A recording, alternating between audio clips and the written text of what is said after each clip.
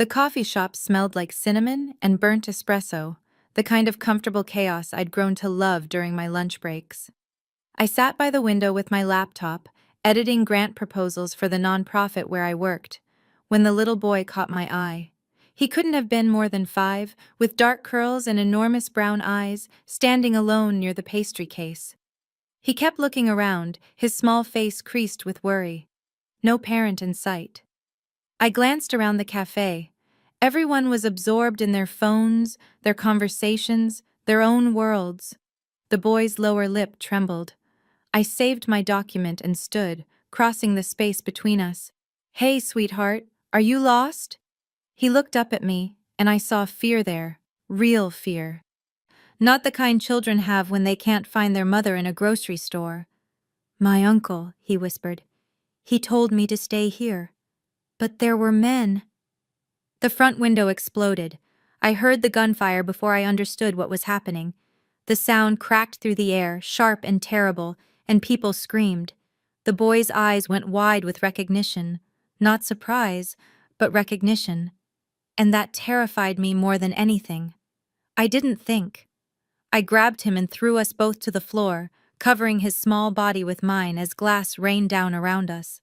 His heart hammered against my chest, too fast, too hard for such a little person. More shots. The espresso machine shattered. Someone was crying. The boy didn't make a sound beneath me, just pressed his face into my shoulder like he'd done this before. That thought made my blood run cold. The shooting stopped as suddenly as it started. Car tires screamed outside. I stayed frozen, covering the child, my own breath coming in ragged gasps. "Is everyone okay?" someone shouted. Slowly, people began to move. I lifted myself slightly, keeping the boy shielded. "Are you hurt?" I whispered. He shook his head, those big eyes locked on mine. "You saved me." I didn't know what to say. My hands were shaking. "Let's find your uncle." "Luca!" The voice cut through the chaos like a blade. I turned my head and saw him. He stood in the doorway, and the air seemed to change around him. Tall, broad-shouldered, wearing a black suit that probably cost more than my monthly rent. But it wasn't his appearance that made my breath catch.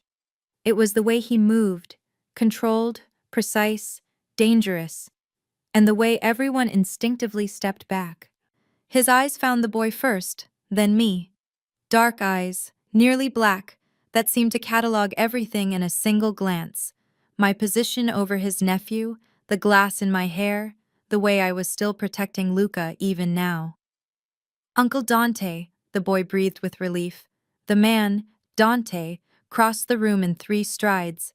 He knelt beside us, and I caught the scent of expensive cologne and something else. Gunpowder. "Are you hurt?" His voice was quiet, but it carried absolute authority. Luca shook his head. "She saved me. The lady saved me." Those dark eyes fixed on me, and I felt pinned, examined. "Move aside," he said. Not unkind, but not a request. I scrambled backward, my legs unsteady. He lifted Luca easily, checking him over with the efficiency of someone who'd done this before. My stomach turned. This wasn't random violence. This was targeted. "Who are you?" Dante asked, still holding his nephew. Emma Reeves. My voice shook. I just saw him alone, and then the shooting started." He studied me for a long moment. In the background, I heard sirens approaching. "You threw yourself over him." It wasn't a question, but I nodded anyway. Something shifted in his expression. Not softness exactly, but recognition. He handed Luca to a man who'd appeared at his shoulder, another suit, this one with a visible shoulder holster, and stood. "The police will want statements," he said. "Tell them you saw nothing useful. You were on the floor the entire time." "But nothing useful," he repeated. And this time, it was definitely not a request. My hands were still shaking. I nodded. He reached into his jacket, and I flinched before I could stop myself. But he only pulled out a card, pressing it into my palm. If you need anything, medical bills, therapy, anything, call that number. I looked down at the plain black card. No name, just a phone number embossed in silver. When I looked up again, he was already moving toward the exit, Luca secure in his bodyguard's arms. But at the doorway, he paused and glanced back at me one more time. I couldn't read his expression. Then he was gone, and I was left standing in the wreckage with glass in my hair and a stranger's blood, not mine, not Luca's, on my sleeve. The police arrived. I gave my statement, told them nothing useful, just like he'd said. Afterward, I went home to my tiny apartment and sat on my couch, still wearing my ruined clothes, staring at the black card in my hand. I should throw it away. I should forget this ever happened. But when I closed my eyes, I saw Luca's terrified face and Dante's dark eyes and knew with absolute certainty that my normal life had just shattered beyond repair. I didn't sleep that night. Every time I closed my eyes, I heard the gunfire, saw the window exploding, felt Luca's small body trembling beneath mine. At 4 in the morning, I finally gave up and made coffee, sitting at my kitchen table and staring at my phone. The news sites had already posted about the shooting. Gang violence, they called it. Possible territorial dispute. They didn't mention Luca. They didn't mention Dante. I pulled up the black card I'd photographed before hiding the physical one in my jewelry box. Just a number. No name, no context. Who was this man? And why had those people tried to kill his nephew in a crowded coffee shop? I knew I should let it go. Get back to my safe, normal life. But I couldn't stop thinking about the way Dante had looked at me. Like he was memorizing my face, like I'd done something that mattered. Work was impossible. I sat at my desk, pretending to review budgets while my mind replayed every second of yesterday. My coworker Sarah noticed. "You okay? You look exhausted." "Didn't sleep well," I managed. She squeezed my shoulder sympathetically and returned to her cubicle. I stared at my computer screen, seeing nothing. At lunch, I didn't go to the coffee shop. I couldn't. Instead, I walked to a different cafe 3 blocks away, ordered soup I didn't eat, and tried to convince myself everything would return to normal. That's when I saw the car. Black, expensive, tinted windows. It sat across the street, engine idling. I told myself I was being paranoid. This was downtown. Expensive cars weren't unusual, but it followed me back to my office building. My heart hammered as I walked faster, not quite running.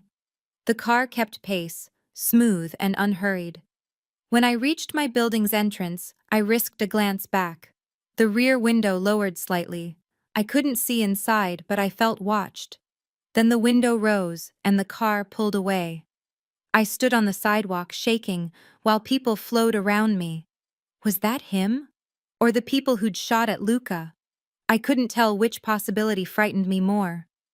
That evening, I came home to find a package outside my apartment door. Plain brown wrapping, no return address. My hands trembled as I brought it inside, part of me screaming not to open it. I opened it anyway. Inside was a new laptop, top of the line, and a note in precise handwriting. "You mentioned your laptop was damaged. This is compensation for your bravery. D." I sank onto my couch staring at the expensive machine. How did he know my laptop had been damaged? I'd barely noticed the crack in the screen myself until this morning, which meant he'd been watching, or having me watched. I should be terrified. I should call the police. Instead, I ran my fingers over the note, tracing the strong, controlled letters. He'd written this himself. Not a secretary, not an assistant. Him. My phone rang, shattering the silence. Unknown number. I answered without thinking. "Hello? Emma Reeves." That voice, dark and controlled and absolutely certain. "You received the package. How did you—" I stopped. Stupid question. "I can't accept this." "You can. You will." A pause. "You protected what's mine. I protect what's mine." The possessiveness in those words sent a shiver down my spine. "I'm not yours." "No," he agreed, and something in his tone made my breath catch. Not yet. I should hang up, should block this number, should run. Why are you calling me? I whispered instead. Because you threw yourself over a stranger's child when bullets were flying. His voice dropped lower. Do you understand how rare that is? How valuable? I'm not. I just reacted.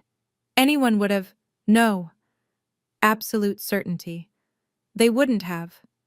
I've been watching the security footage. Everyone else ran or hid.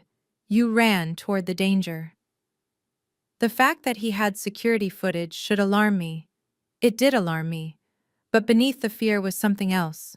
Something warm and dangerous. What do you want from me? I asked. Silence stretched between us. When he finally spoke, his voice carried a weight I didn't understand. I don't know yet. Then he hung up. I sat alone in my apartment holding my phone, the expensive laptop gleaming on my coffee table, like evidence of a world I didn't belong in. But God help me, part of me wanted to. 3 days passed without contact. I almost convinced myself it was over. Then Luca appeared at my office. I was leaving for lunch when I saw him standing on the sidewalk with a different bodyguard, this one younger, with kind eyes that didn't match the gun I could see beneath his jacket. Miss Emma! Luca's face lit up when he spotted me. My heart clenched. Luca, what are you doing here? I wanted to thank you properly. He held out a drawing, crayon on construction paper. A little boy and a woman with yellow hair like mine, surrounded by hearts. I made this for you. I knelt down, taking the picture with careful hands. This is beautiful, sweetheart. That's you saving me. He pointed at the woman. You were really brave. Tears pricked my eyes. You were brave too. Mr. Castellano is waiting in the car, the bodyguard said gently. If you're willing. I looked past him to the black sedan. The rear door opened and Dante stepped out. He wore charcoal gray today, still impeccably tailored, still carrying that aura of controlled power. But something was different. He looked tired. The kind of tired that came from not sleeping, from carrying too much weight. Our eyes met across the sidewalk. I should say no, should take the drawing, thank Luca, and disappear back into my safe life. Just for a moment, I heard myself say. Dante's expression didn't change, but something flickered in those dark eyes. Satisfaction, maybe, or relief. The bodyguard ushered me toward the car. Dante held the door himself, waiting until I slid inside before joining me. Luca scrambled in after, settling between us with complete trust. Luigi, drive, Dante said quietly. The privacy screen rose, sealing us in expensive leather and tinted glass. You shouldn't have brought him here, I said, keeping my voice low so Luca wouldn't hear the accusation. It's not safe. Nowhere is safe for him. Dante's jaw tightened. But he wouldn't rest until he could thank you properly. Luca was tracing the stitching on the leather seat, humming softly. So innocent, so unaware of the danger he represented. Who are you? I asked. Really? Dante looked at me for a long moment. You haven't searched for answers on your own? I was afraid of what I'd find. Something like approval crossed his face. Smart. He glanced at his nephew, then back to me. My family has business interests. Interests that some people want to disrupt. By killing a 5-year-old? His hands flexed, the only outward sign of emotion. By sending a message. The casual way he said it made my stomach turn. This was his world. Violence and messages written in blood. The laptop, I started, was nothing. He dismissed it with a gesture. Your laptop was damaged protecting my nephew. I replaced it. End of transaction. Except it's not. I held his gaze. You're having me followed. He didn't deny it. You became interesting to certain people when you protected Luca. I'm ensuring you remain safe. I don't want protection. What you want, he said softly, dangerously, is irrelevant to what you need. My breath caught at the sheer arrogance of it. But beneath my anger was something else. A tiny, traitorous part of me that felt safe, protected. I hated that part. Uncle Dante, Luca interrupted. Can Miss Emma come to dinner? Luca, please? You said she was special. You said she was brave. Dante's eyes never left mine. I said many things. My pulse hammered. What else did you say? He leaned closer and I caught that scent again. Expensive cologne and danger. That you didn't run when you should have. His voice dropped to barely a whisper. That you're either very foolish or very dangerous. Which do you think I am? His gaze traveled over my face like a touch. See, I haven't decided yet. The car slowed to a stop outside my office building. Too soon, too fast. Dante reached past me to open the door, his arm brushing mine. The contact lasted barely a second, but I felt it like electricity. Keep the drawing, he said. Keep the laptop, but understand something, Emma Reeves. He waited until I looked at him. You're being watched, not just by me. If you see anything unusual, anyone following you, any strange calls, you use that number I gave you. Immediately. Fear crystallized in my chest. How long? Until I eliminate the threat. He said it like he was discussing the weather. Casual, certain. I climbed out of the car on shaking legs. Luca waved at me through the window, his smile bright and innocent. Dante didn't wave. He just watched me with those dark, unreadable eyes as the car pulled away. I stood on the sidewalk, Luca's drawing clutched in my hand, and realized with absolute clarity that I'd just been claimed by something far more dangerous than bullets. I'd been claimed by Dante Castellano's attention. And God help me, I wasn't sure I wanted to escape it. The flowers arrived at my apartment 2 days later. 24 white roses, pristine and cold as snow. No card, no message. But I knew who'd sent them. I put them in water anyway, hating myself for it. They sat on my kitchen counter like evidence of my weakness, beautiful and untouchable. Sarah noticed my distraction at work. You're seeing someone, she accused over coffee. You have that look. What look? Like you're thinking about him constantly and it scares you. She grinned. Spill. I forced a laugh. There's nothing to spill. But there was. Dante texted me once, late at night. The roses are called patience. I thought it fitting. I stared at that message for 20 minutes before responding. Patience for what? His reply came immediately. For you to stop running from what you already know. I didn't answer. What could I say? That he was right? That every day I woke up thinking about him, about the danger and the darkness, and the way his voice wrapped around my name? The surveillance continued. I spotted different cars now, always black, always expensive. Men in suits who weren't quite looking at me, but clearly watching. I should feel violated, threatened. Instead, I felt considered, like I mattered enough to protect. It was a dangerous way to think. On Friday evening, I came home to find my apartment door unlocked. My blood turned to ice. I stood in the hallway, phone in hand, ready to call 911. Or that other number. The one I'd memorized despite myself. Before I could decide, the door opened from the inside.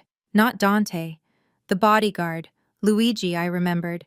The kind one who'd brought Luca to my office. Miss Reeves, he stepped aside. We need you to come with us. Why? What happened?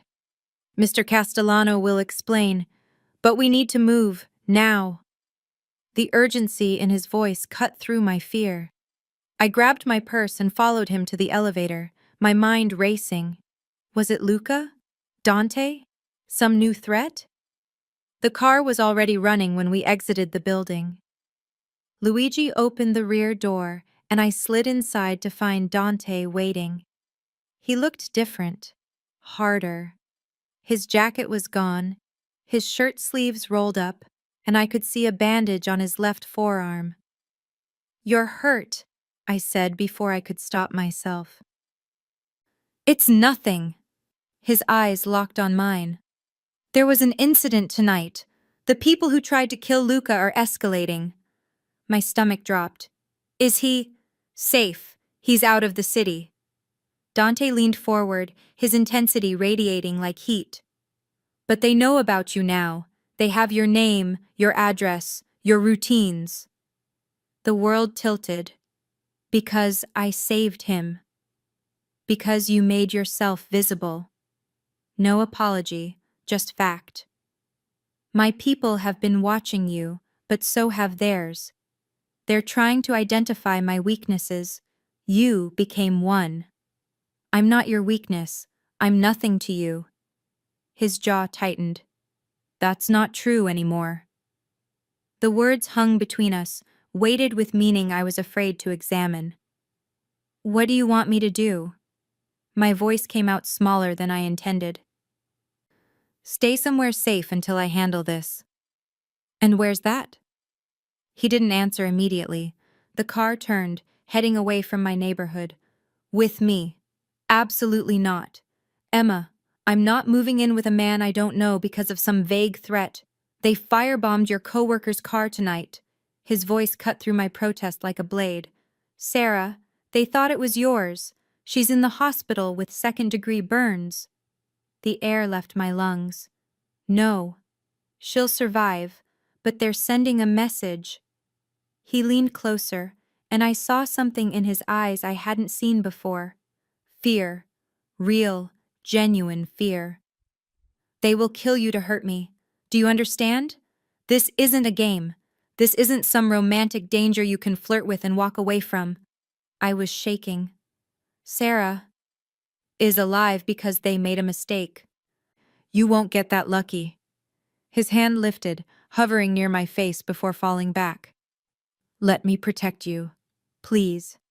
That single word, "please," from a man who clearly never begged for anything, shattered my resistance. "How long?" "A week, maybe less. I have people working on eliminating the threat." Eliminating.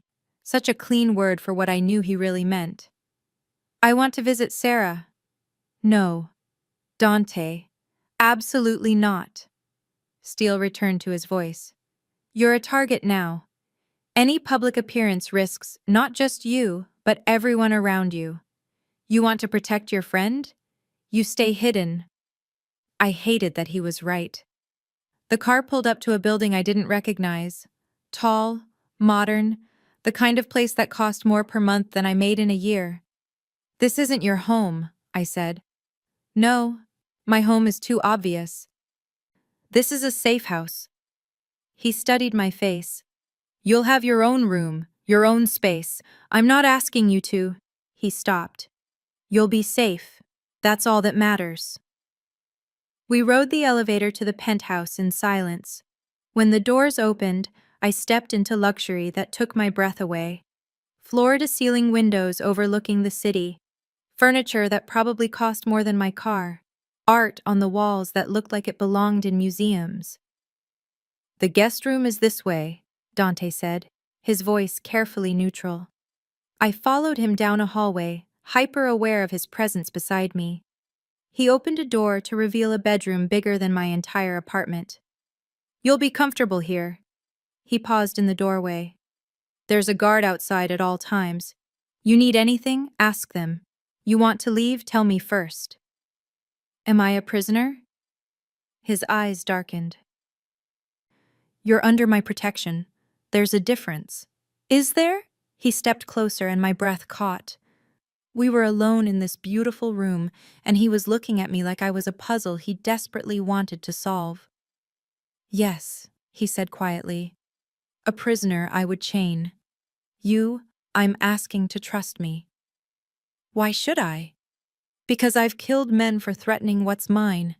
His voice dropped to barely a whisper. "And I'm prepared to go to war to keep you breathing." The intensity in those words should terrify me, should send me running. Instead, I found myself leaning in, drawn by something I didn't understand and couldn't resist. "I'm not yours," I whispered. "Not yet," he agreed, echoing his words from that phone call. Then he stepped back, breaking the spell. "Get some rest, Emma. We'll talk in the morning." He left me there, closing the door softly behind him. I sank onto the bed, my mind reeling. Sarah was in the hospital. I was hiding in a safe house. And Dante Castellano was prepared to go to war for a woman he barely knew. The walls were closing in. And God help me, I wasn't sure I wanted them to stop. I barely slept. Every creak, every sound sent my heart racing. When dawn finally broke, I gave up and showered, dressing in the clothes Luigi had somehow retrieved from my apartment. The thought of strangers in my space should bother me more than it did. Everything should bother me more than it did. I found Dante in the kitchen, making espresso like he'd done it 1,000 times. He wore dark slacks and a white dress shirt, sleeves still rolled up, and I could see the bandage on his arm more clearly now. "How bad is it?" I asked. He glanced up, something flickering in his eyes at my presence. "Bad enough to need stitches, not bad enough to matter. Everything seems to matter to you." "Not everything." He poured a second espresso and slid it across the counter to me. "How did you sleep?" "I didn't." He nodded like he'd expected that. "You'll adjust." "Will I?" I wrapped my hands around the tiny cup, needing something to hold on to. Is this my life now? Hiding in safe houses? Watching people get hurt because they know me? This is temporary. You keep saying that. Because it's true. He moved around the counter, eliminating the barrier between us, close enough that I could smell his cologne, see the shadow of stubble on his jaw. "I have people working on the problem. By next week, you'll be able to return to your life." "What if I don't want to?" The words escaped before I could stop them. His stillness was absolute. "What?" "What if I don't want to go back to pretending I don't know you exist?" My voice shook, but I kept going. "What if I can't unknow what I know now?" "Emma." My name on his lips sounded like a prayer and a warning. "You don't understand what you're saying." "Then explain it to me." He stepped closer, and I held my ground even though every instinct screamed at me to retreat. "My world is violence and secrets and calculated risks. Women like you, good women with normal lives, they don't survive here. They get destroyed. Maybe I'm stronger than you think. Or maybe you're exactly as brave and foolish as I feared." His hand lifted, fingers brushing a strand of hair from my face. The contact burned. "I can keep you safe from my enemies, Emma, but I can't keep you safe from me." My breath caught. "I'm not asking you to. You should be." We stood there, inches apart, the air between us charged with something dangerous. I could see his pulse beating at his throat, fast despite his controlled exterior. The moment shattered when his phone rang. He stepped back, jaw tight with frustration, and answered. "What is it?" I couldn't hear the other side, but I watched his expression darken. "When? How many?" A pause. "Double the security. I'm on my way."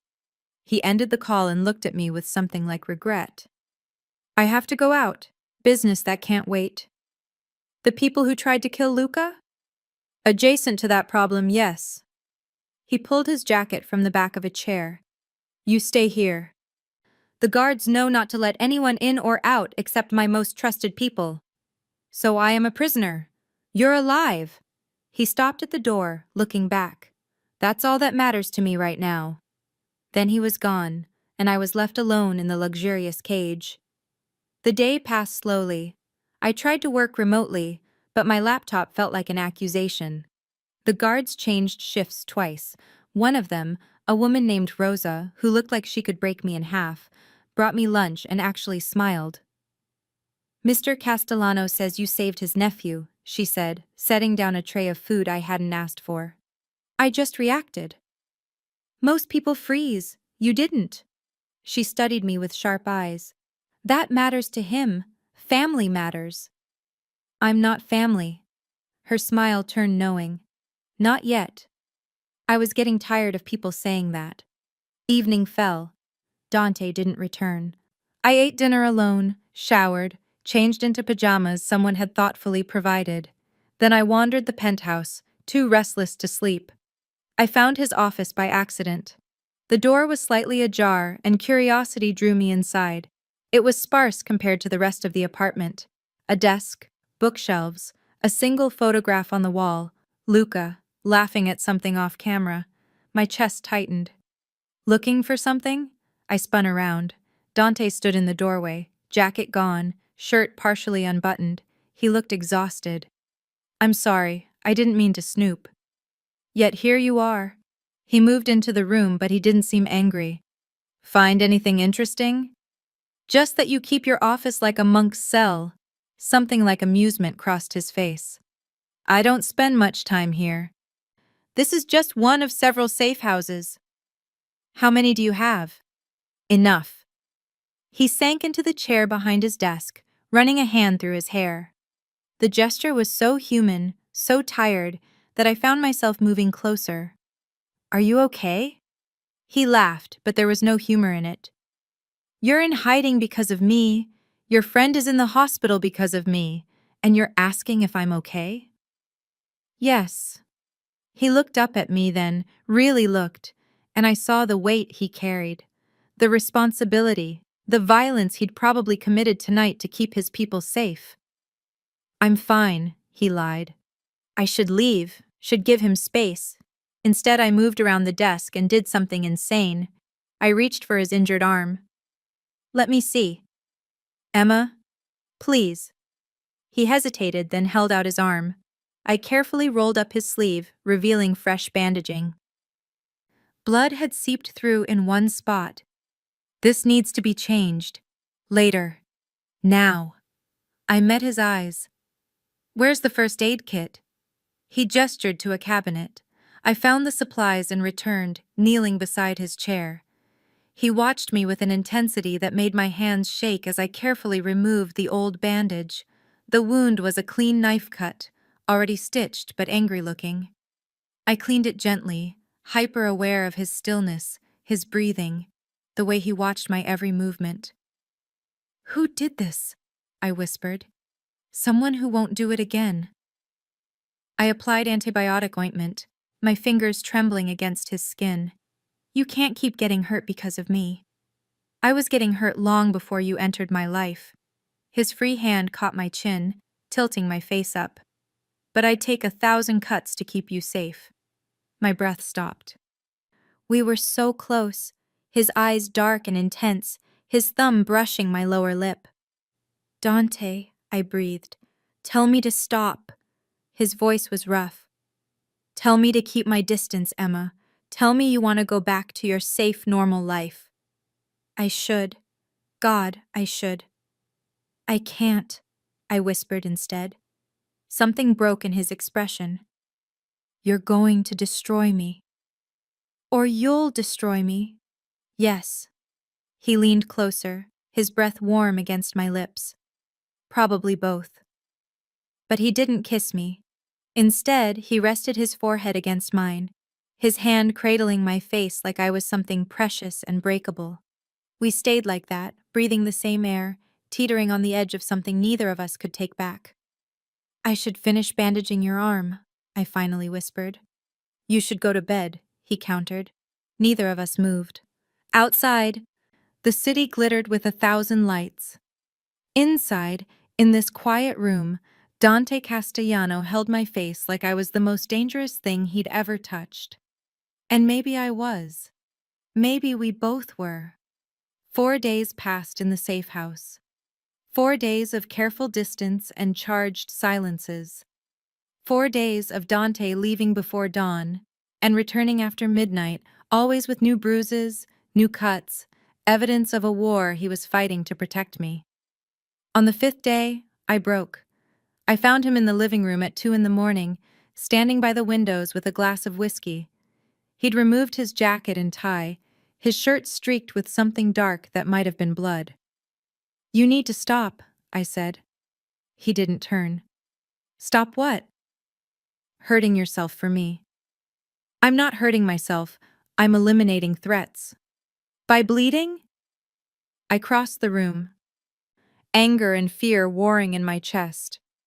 Look at you, Dante. You can barely stand. I'm fine. You're not. I grabbed his arm, the uninjured one, and pulled him around to face me. His eyes were hollow with exhaustion. What happens when you push too hard? When you get yourself killed trying to protect someone you barely know? I know you. His voice was quiet, but absolute. I've known you since you threw yourself over a 5-year-old child while bullets were flying. I've known you since you looked me in the eye and refused to be afraid. Don't tell me I don't know you, Emma. Tears pricked my eyes. You can't care about me this much. It doesn't make sense. Nothing about this makes sense. He set down his glass and caught my face in both hands. You should repulse me. You're everything soft and good that I've spent my life avoiding. But instead, his thumbs brushed away tears I didn't know I'd shed. Instead, I lie awake thinking about you sleeping down the hall. I force myself to leave every morning because staying near you is torture. I kill men and tell myself it's business when the truth is, I'm terrified of what they might do to you. Dante, I'm not a good man, Emma.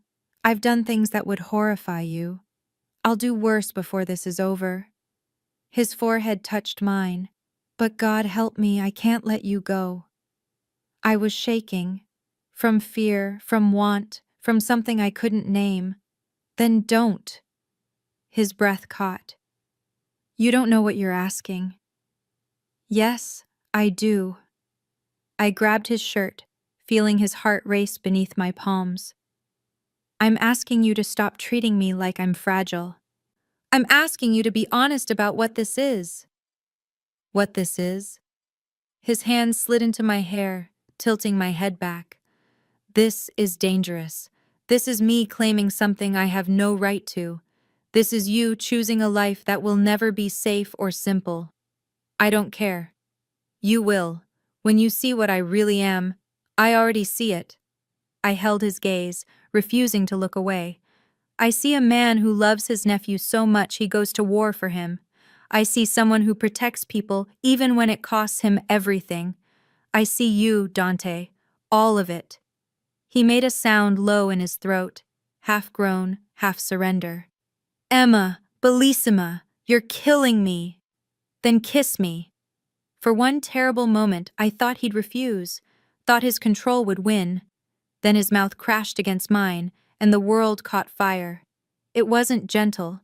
It was weeks of restraint shattering. His hands rough in my hair, his body pressing me back against the window. I gasped, and he deepened the kiss, tasting like whiskey in desperation. My hands fisted in his shirt, pulling him closer, needing more even as my mind screamed this was too much, too fast. But my body didn't care. My body had been aching for this since the coffee shop, since he'd first looked at me like I mattered. Tell me to stop, he breathed against my lips. No. His hand slid down my sides, trembling slightly. Emma, if I don't stop now.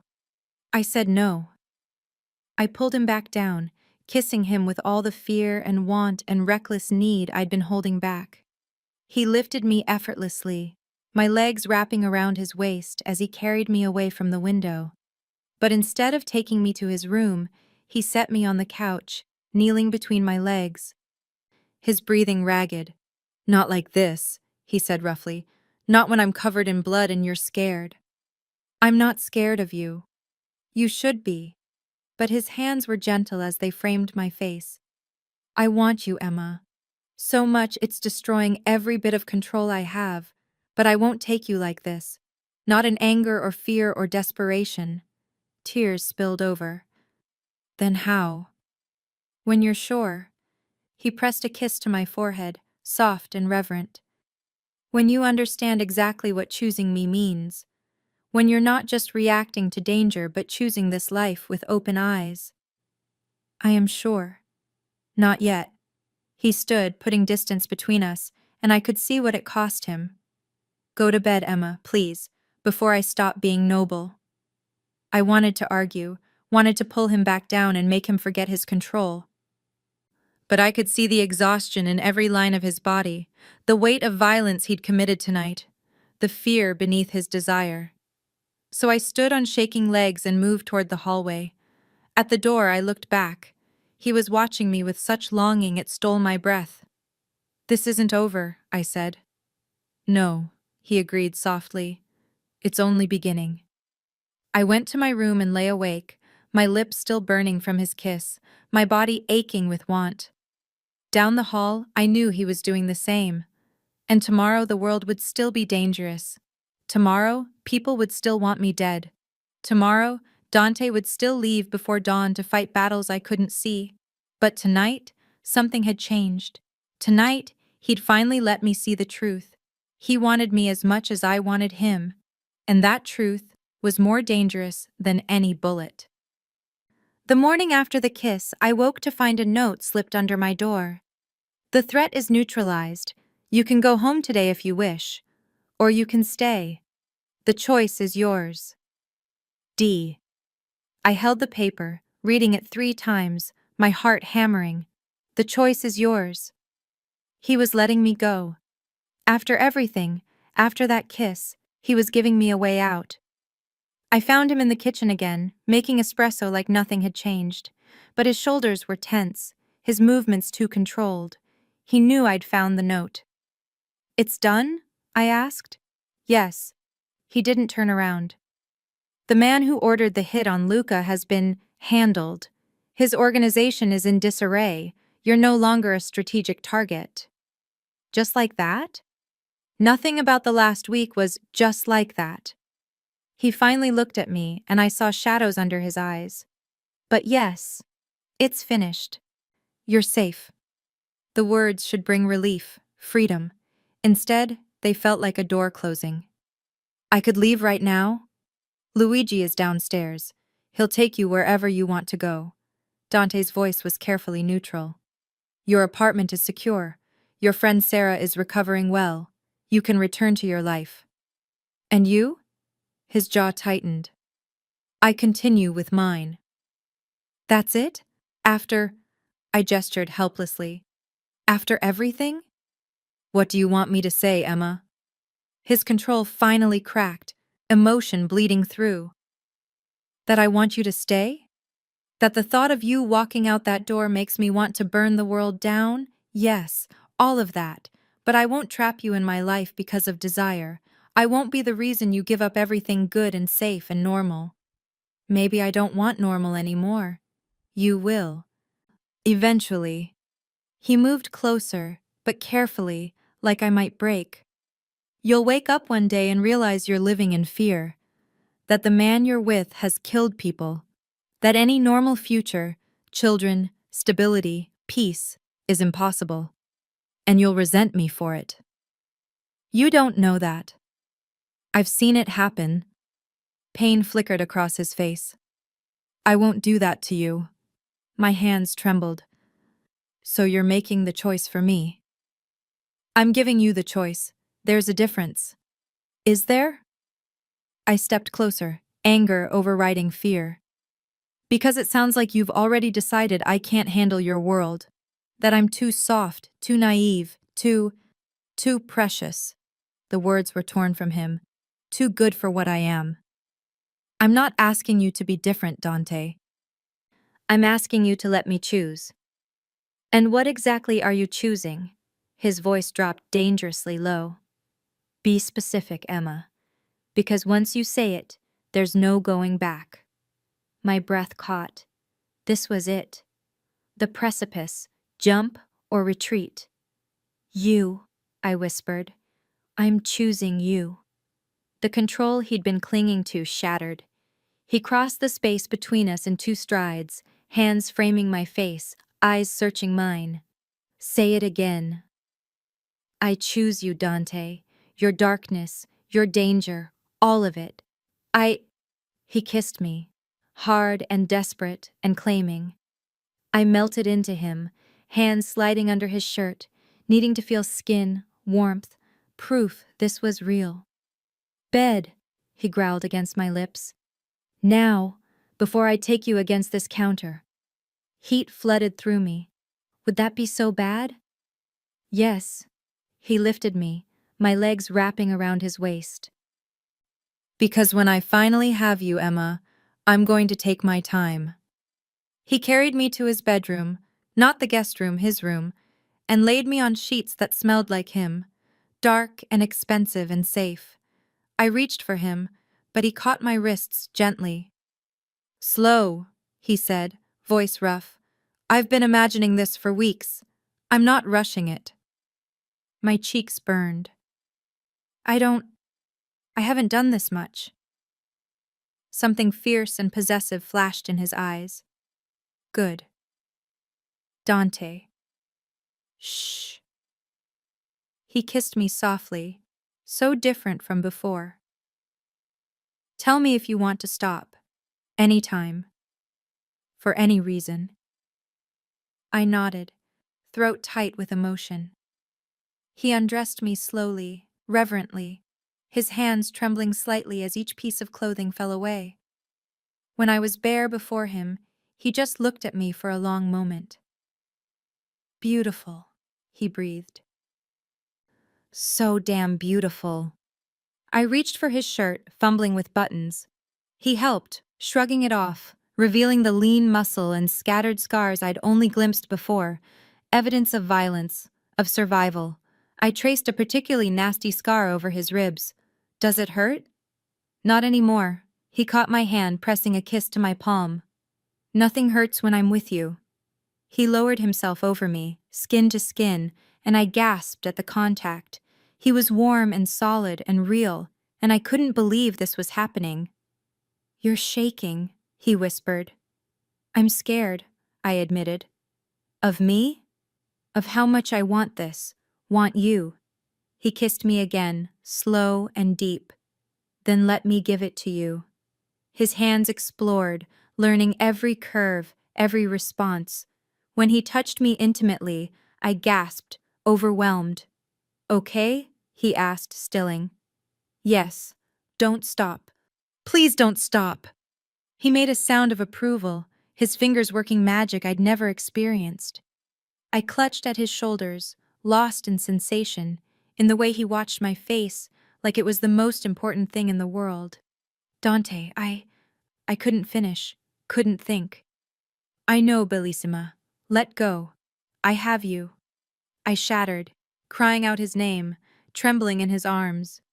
He held me through it, whispering things in Italian I didn't understand, but felt in my bones.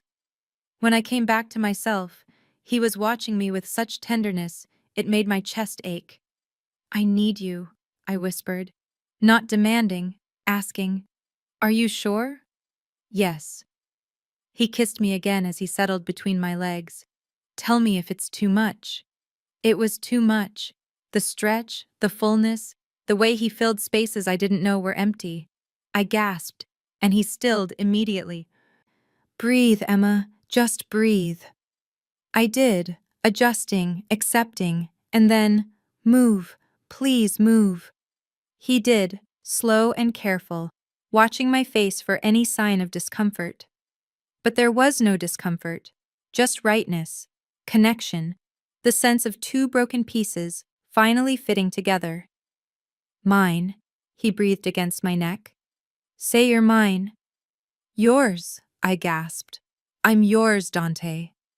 He made a sound like a prayer answered and lost himself in me. I held him, overwhelmed by sensation, by emotion, by the sheer intimacy of being this vulnerable with someone. When we finished, trembling and breathless, he didn't pull away.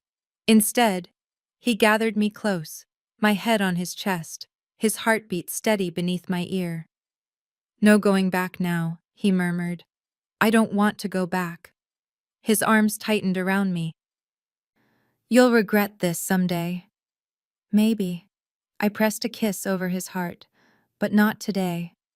We lay there as the morning light strengthened, two people who'd chosen each other despite every logical reason not to. And if that choice would destroy us both, at least we'd burn together. 3 weeks of peace, 3 weeks of waking up in Dante's arms, learning the contours of his world, meeting the people loyal to him. 3 weeks of believing maybe, just maybe, we could make this work. I should have known it couldn't last. The attack came on a Tuesday night. We were at a restaurant, one of Dante's places, he'd said, completely safe. I was laughing at something Luca had said when the first shot shattered the window. Dante moved before I could process what was happening. He shoved me under the table, his body covering mine, shouting orders I couldn't hear over the screaming. More shots, glass everywhere, people running. "Stay down," Dante ordered. Then he was gone, moving with lethal grace toward the entrance. I peeked out from under the table and immediately wished I hadn't. 4 men with guns. Dante had none. He never carried in family restaurants. But he didn't need one. I watched him break the first man's arm with terrible efficiency, take his gun, and use it on the second before the man could aim. It was brutal, fast, absolutely ruthless. The other diners had fled or were hiding, but I couldn't look away. This was who he really was. Not the gentle lover who held me at night, but a man who could kill without hesitation. Luigi appeared from somewhere, taking down the third attacker. The fourth ran, but Dante pursued, catching him in the parking lot. Through the shattered window, I saw Dante grab the man by the throat.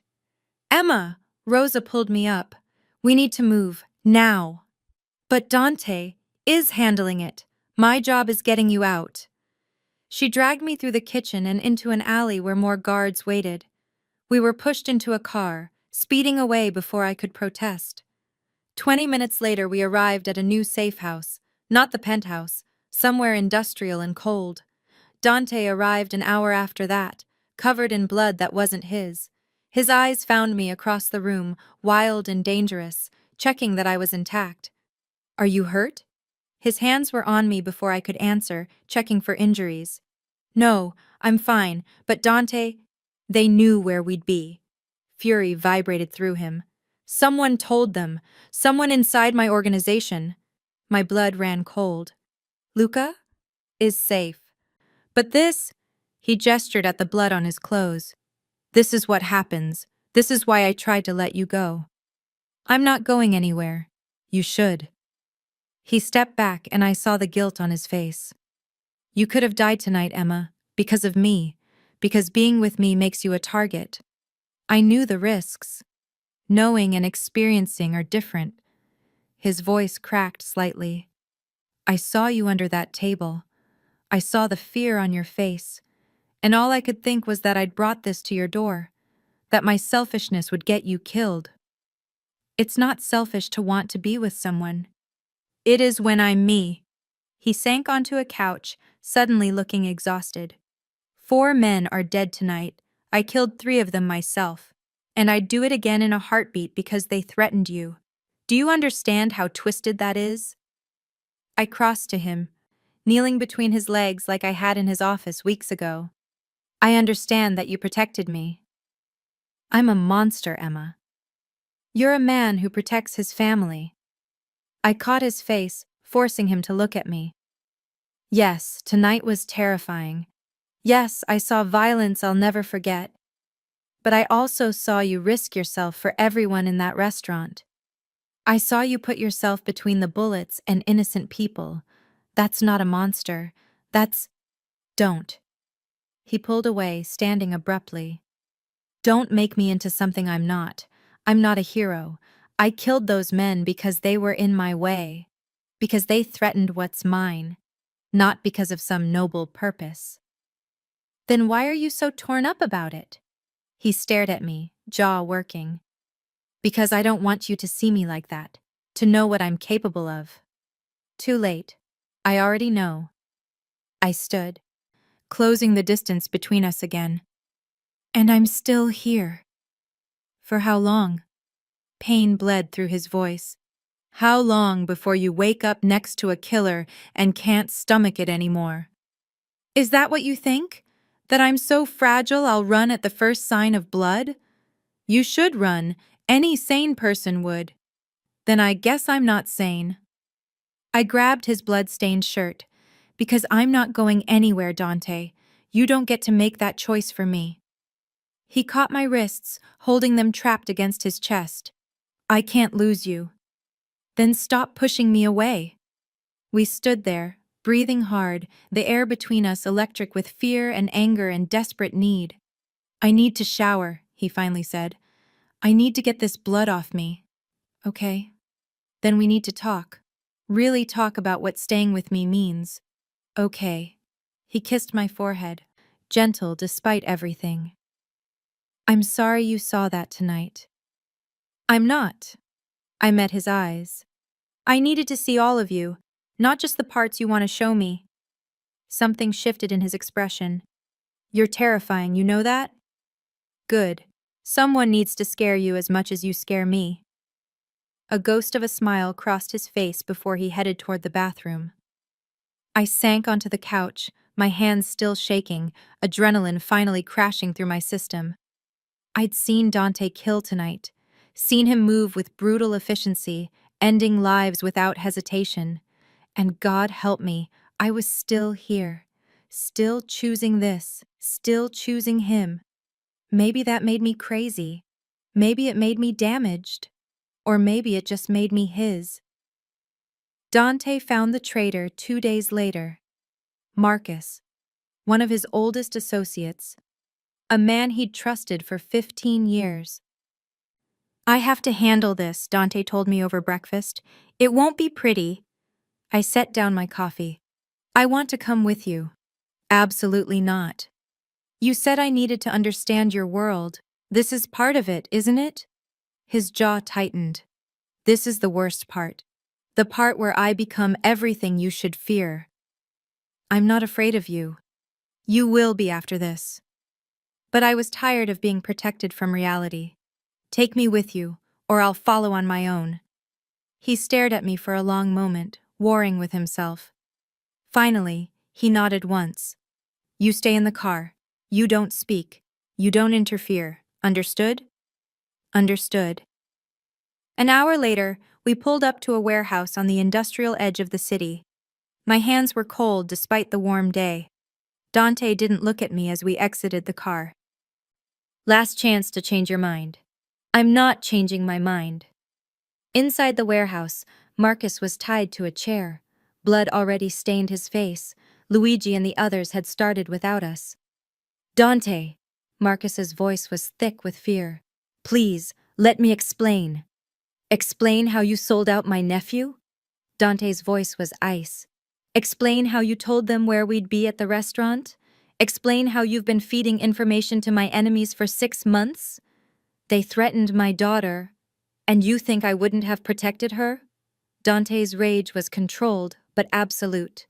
You think I would have let them touch her if you'd come to me? Instead, you chose to betray me. You chose to put Emma at risk. Luca, everyone. I'm sorry. Sorry doesn't bring back the 3 people who died at that restaurant. Sorry doesn't erase the danger you put my family in. I watched from the doorway, my stomach churning. This was justice in Dante's world, swift and brutal. Please, Marcus begged, for old times. There are no old times when you betray family. Dante pulled a gun from his jacket. You know how this ends. Dante, wait! The words left me before I could stop them. He turned, surprise flickering across his face. Emma, I told you not to interfere. I know, but... I stepped forward, ignoring Luigi's warning hand. His daughter. Is she really in danger? Dante's eyes narrowed. Probably, but that doesn't excuse... I'm not excusing it. I'm asking if there's another way.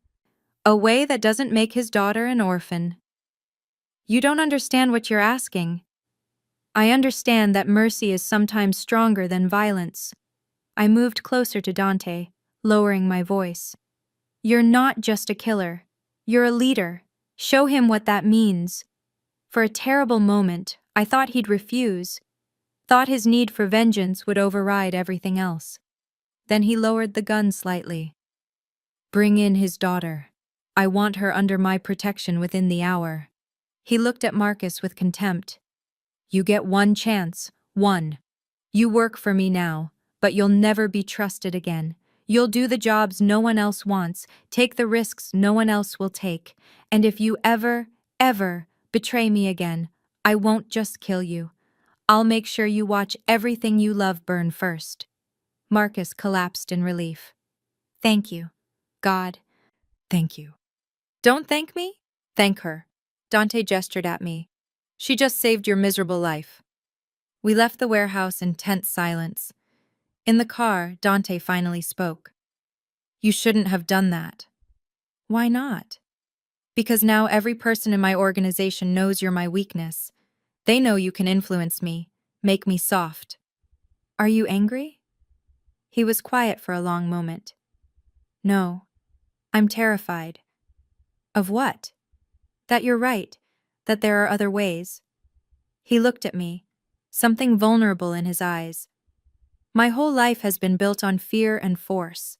You're asking me to consider alternatives I don't know how to navigate." "You don't have to navigate them alone." His hand found mine, squeezing gently. "You realize what you did back there? You chose to save someone who nearly got you killed. That's not rational.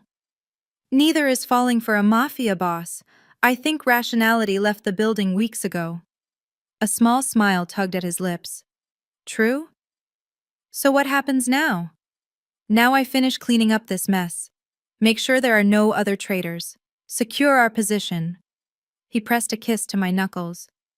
"And then, if you're still willing, we figure out what a life together actually looks like." "I'm willing." "Even knowing what I am? What I'll always be?" "Even knowing." I leaned against his shoulder. "I'm not asking you to change, Dante. I'm just asking you to let me stand beside you." "That might be the most dangerous place of all." "Then I guess we're both in danger." He wrapped his arm around me, holding me close as Luigi drove us back to the safe house. Outside, the city moved on, oblivious to the violence and mercy and impossible choices happening in its shadows. But inside this car, two people who shouldn't work found a way to fit together anyway. And if the world thought that was impossible, we'd just have to prove them wrong. 6 months later, I stood in Dante's actual home for the first time, a sprawling estate outside the city that he'd kept hidden until now. "Why are you showing me this?" I asked, walking through rooms filled with antiques and history. "Because I want you to move in." He watched my reaction carefully. "Properly. Not as someone in hiding, but as someone who belongs here." My heart stuttered. "That's a big step." "I know." He took my hand. "I'm not asking you to marry me. Not yet. The world I live in, marriage makes you an even bigger target. But I want you here. I want to wake up with you every morning and know you're safe." "Safe is relative in your world." "True. But I've restructured things. Marcus's betrayal showed me weaknesses I didn't know existed. I've consolidated power, eliminated threats, built better protections." He pulled me closer. "It's not perfect. It never will be. But it's better than it was." I looked around at the beautiful, dangerous home. "And Luca?" "Visits on weekends. He adores you, by the way. Won't stop asking when you're going to be his aunt officially." I laughed despite myself. "He's not subtle. He's 7. Subtlety isn't his strong suit."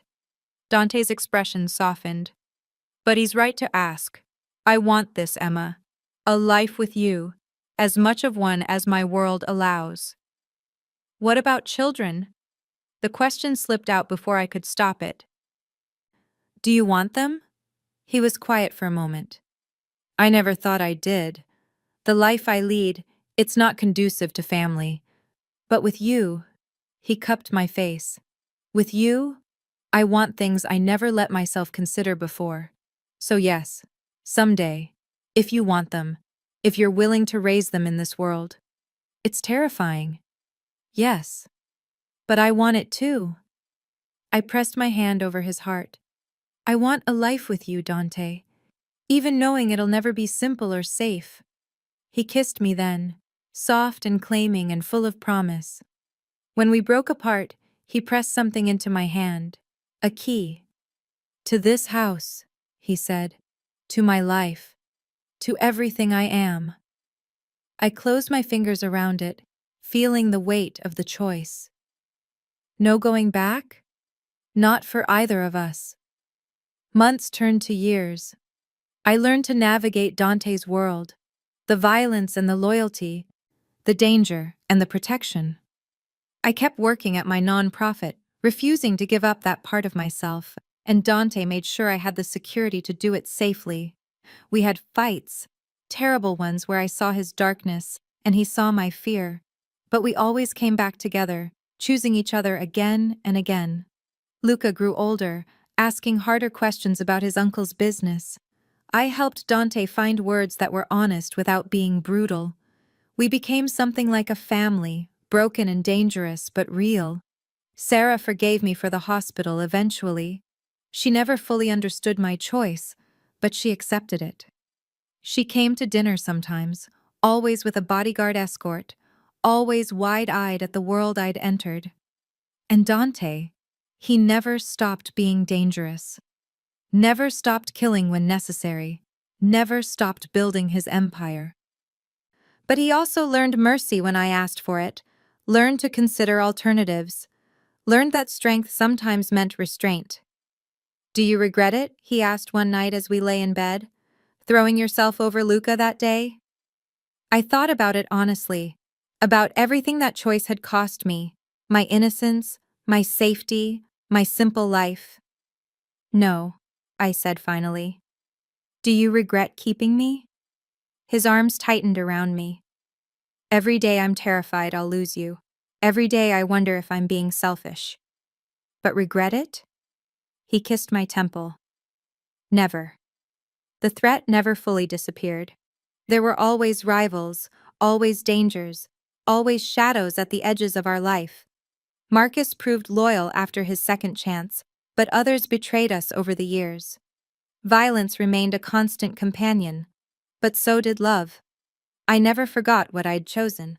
Never forgot that the man holding me had blood on his hands, but I also never forgot that those same hands were gentle with Luca, protective of the vulnerable, capable of building something good amidst the darkness. One evening, I stood at the window of our home, watching Luca play in the garden with the ever-present security detail nearby. I felt Dante come up behind me, his arms wrapping around my waist. "What are you thinking?" he asked. "That this is my life now, really, truly mine." "Any regrets?" I leaned back against him, feeling safe despite everything. "Ask me in 50 years. He laughed, the sound rich and rare. "Deal." Outside, the sun set over the estate, painting everything in gold. Inside, two people who'd found each other in violence had built something like peace. It wasn't a fairy tale. The danger still existed. The darkness still lingered. There would be more fights, more threats, more moments where I questioned this choice. But there would also be mornings waking up in Dante's arms, evenings with Luca's laughter filling the house, quiet moments where the man everyone feared showed me the tenderness no one else saw. I'd thrown myself over a stranger's child in a coffee shop shooting, not knowing it would change everything. Not knowing I'd find love in the last place I should have looked.